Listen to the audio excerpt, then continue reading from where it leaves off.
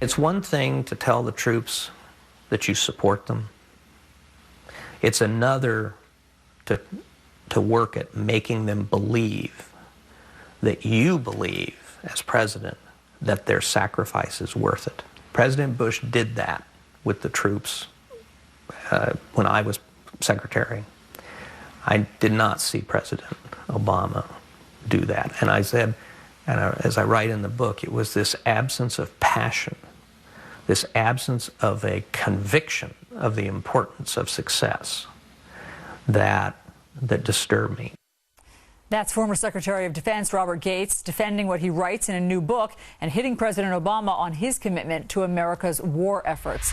Captain Chuck Nash is a retired Navy captain and Fox military analyst. Captain Nash, thanks so much for being here. What do you make of Secretary Gates' revelations that he felt when it came to military issues other than don't ask, don't tell, President Obama lacked passion? Well, I think Secretary Gates faithfully executed the duties of his office, and now that he is free of those obligations to stifle his First Amendment rights because he is a member of an organization, he's free to express that. And I think what he's doing is he's providing us a lens so that we can judge and see in context when we view the president and how he acts. We can make a better assessment looking through that lens. So as far as the exact point of the connection to the troops, if you are the commander-in-chief, you are the ultimate authority in sending young men and women out into harm's way.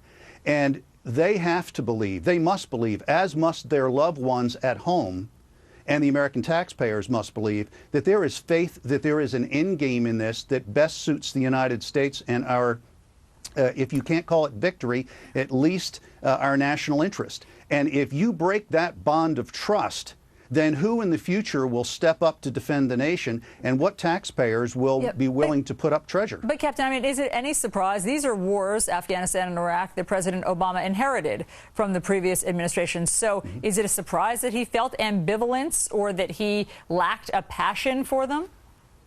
If you take on the mantle of commander-in-chief, you don't have a choice as to whether you want that or not. That's part of the job, and one could say that it's probably the most important part of the job.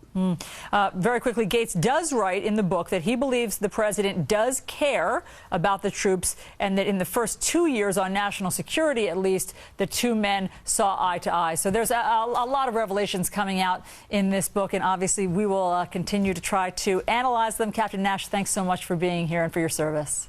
My pleasure. Thank you, Captain.